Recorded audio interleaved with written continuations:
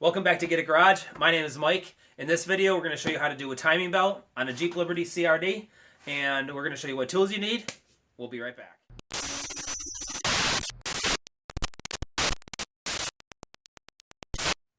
All right, so one of the things you're going to definitely need for this belt job is going to be a timing belt toolkit. You can get these on eBay. We were lucky enough to have one of our subscribers, Paul. Thank you, Paul. He sent us a kit that he got off of eBay for about, I think it was 30 bucks, and he did his timing belt with it, and this is what you get in there. You're going to need a bunch of these parts, not necessarily all of them, but this is going to be definitely a requirement for doing this job, along with, just regular hand tools as well. Also, you're going to need a timing belt kit. We got this one from Sasquatch Parts. If you want to see the unboxing video that we did with all of the parts that came in that kit, go ahead and click right here.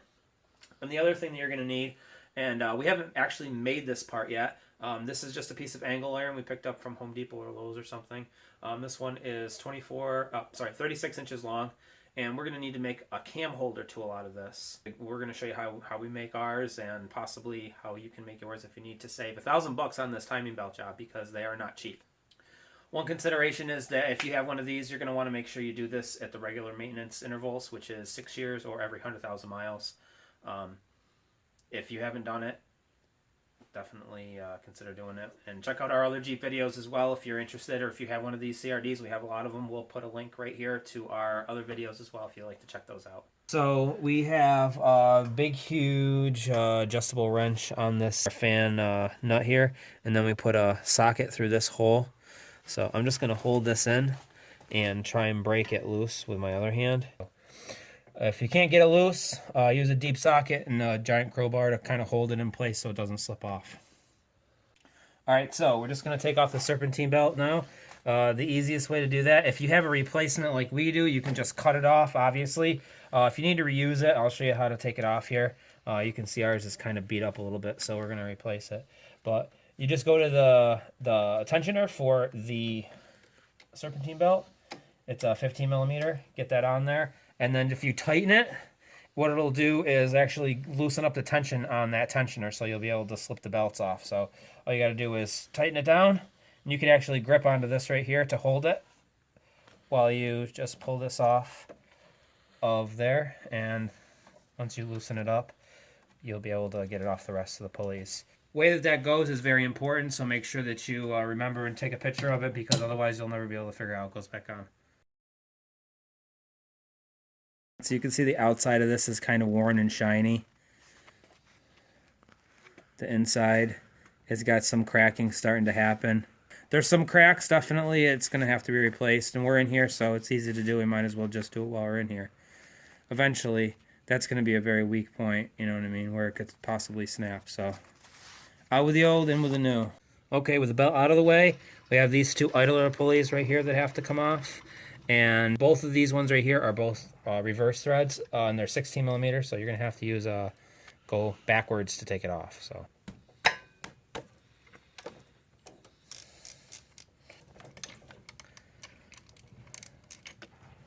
wouldn't be a bad idea to replace these if you're in here. Yep, these are identical, so these are interchangeable. Doesn't matter, right, left. Okay, so we're going to take off our power steering pump pulley and our crankshaft pulley next. We're just going to do these 4 10mm bolts here and these 3 10mm bolts here. Alright, one thing to keep in mind is if you don't have an impact, you can put something in this hole just to keep this from spinning. And you don't need to take the middle one out on this. We're just taking the pulley off right now. This may be a little bit harder to get off. I'm going to get a dead blow hammer for that. Alright, I'm using a lead hammer here, so it should hopefully not damage this, because we do want to reuse it. That's the crank pulley. That sucker is heavy. Alright, I believe we have 3 bolts up here on the top, and then 1 through one of these holes to remove the fan pulley. If you guys haven't invested in an impact yet, stop wasting time. That's a fan idler pulley, and this bracket right here, I think that's for lifting the engine out. Put these back into the holes. Don't need to lose anything. Alright, next we have to take off the tensioner here. And this is a 15 millimeter here in the middle. That's not the one we need to take off. It's underneath it. And that is a 13 millimeter. And that comes right off. It's pretty crusty looking. I wish I would have ordered a part to replace it, but this is expensive. This is like $100 and something, I think. So I didn't buy it. I wish I would have. All right, so now we're just removing the 17 bolts that are covering the timing belt cover here. Get them all off, and then this cover will be removable. Now that we have all these bolts off all the way around the perimeter and up around the inside here, there are 17 of them. We're just going to need to pull this back off here, and I'm going to just kind of get something in there to help me start it. I don't want to damage anything there. There we go. Just popped right off. Perfect. All right, once you get this cover off, it's time to put your shitting pants on because shit's about to get real. We are into the timing belt now, and this is where things start to get a little hairy. You don't want to screw anything up from this point forward, and you want to be very, very careful about everything you do. So, without further ado, let's get this puppy out of the way. All right, so we got to get the alternator out of the way here. We just need to take off this bracket right here, and then there's another bracket in the front with 2 more bolts. And this one's just kind of for the engine cover. But anyway, these 2 are 13, and then the ones in the back are 13, and the one down there on the bottom is a 15. So we'll just get those out of the way and then move this alternator out of the way. Should probably also disconnect the battery and the cords for the alternator right here. So the connection for the top, you're going to need to take that off and unplug this. And also make sure you undo your battery for this too. Next thing that we have to do here that we got the alternator out of the way is we're going to take this little cap off right here. It's a 5 millimeter hex bolt, and there's also one on the passenger side. It's a little bit hard to see, but it is right there. You can see a little tiny black line around it, and that is the other one. That is also a 5 millimeter hex, and we just need to take those off for our cam pins, and those are going to be able to line us up to make sure that we have the proper timing on the engine before we take anything else apart. These should be fairly easy to come off. They are usually pretty well lubricated and oiled, as you can see. Ooh.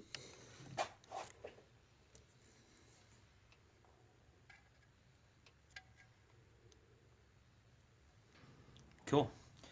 Now let's see if we can find the holes in this cam. So this is the intake locking pin. Some of them have an eye on here. But anyway, so what you're going to need to do is put this in the hole here. And as it's in the hole, whoops, you're going to need a 22 millimeter on your crank down here. And just basically you're going to want to go around as you're feeling. See if it clicks into place. There's a little hole in the cam that will lock into place once you get there.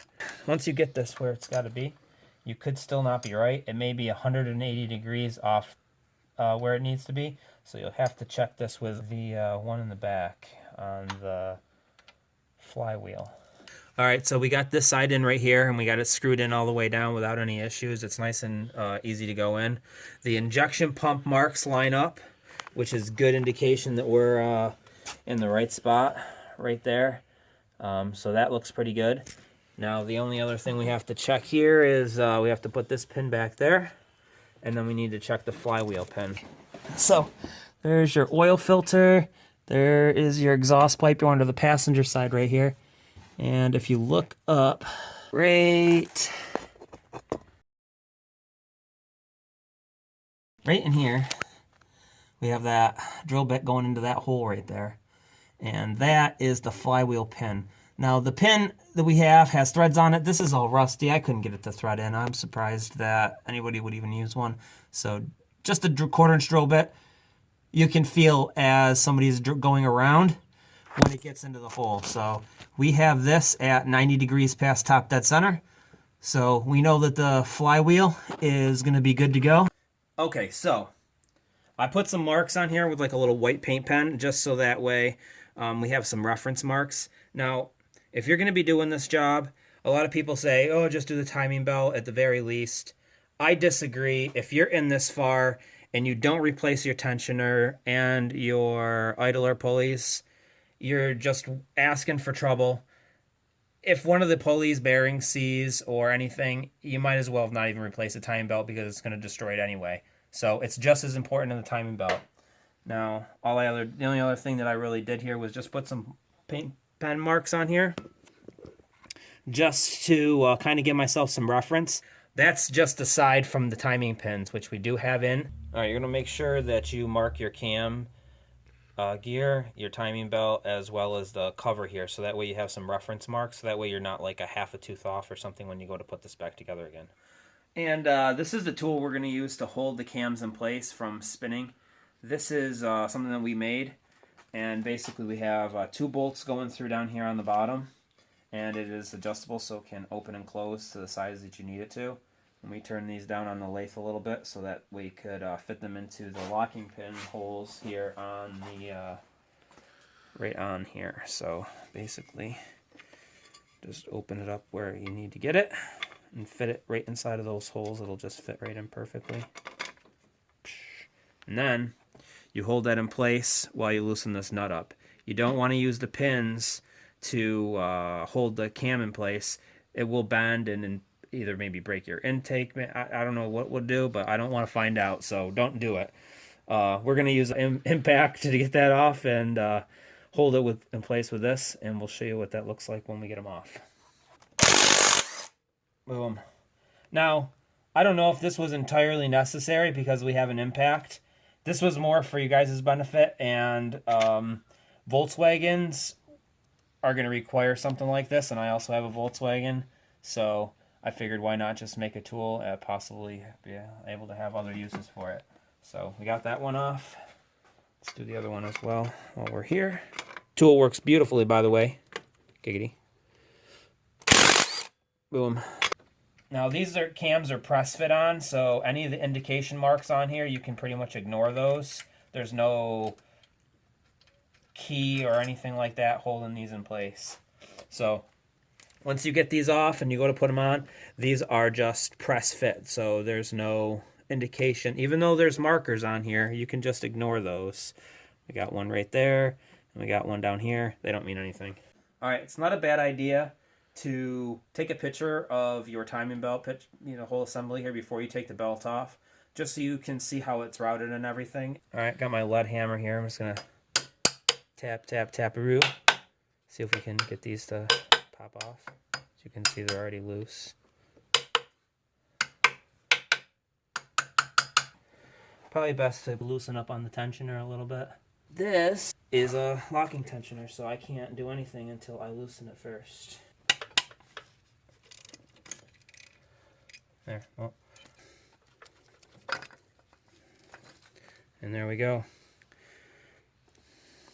Press fit. You can see where the thing is pointed towards the middle here. That's how you know that you're in the right spot. And there you go. That's how you know you're in the right spot there as well. Just gonna get the rest of the belt out of here. Definitely some cracking. Look at that. It's actually pretty bad. So this timing belt was definitely on its way out. The teeth don't look too bad, but there's definitely starting to wear. There's definitely wear marks. It's starting to wear away. The teeth, the edge of the teeth were starting to wear into here a little bit. But the top of this, you can definitely see the cracking. I can. I don't know if you guys can see it on your side. Yeah, you should be able to see that. That's no good. So it's a good thing we got to this when we did. This didn't have much life left in it. If I really twist it good, you can really see some of those. Both of these iter pulleys right here are coming off. It is a 15 millimeter. And these are reverse threads, so you're going to want to make sure these are just like the ones on the serpentine belt. Backwards on. Clockwise, yeah. The grease was just starting to come out of this one. There's a little crack right there. If you were going to be using this and it broke after you put in a new timing belt and you didn't replace this and the bearing seizes up, boom goes timing belt. Other idler pulley. No, that one's not bad. And timing belt tensioner. And that's a 10 millimeter bolt right there, right in the middle. And it'll come right off. little bit of play in this. Not a lot, but a little bit. Enough where you wouldn't want to reuse it.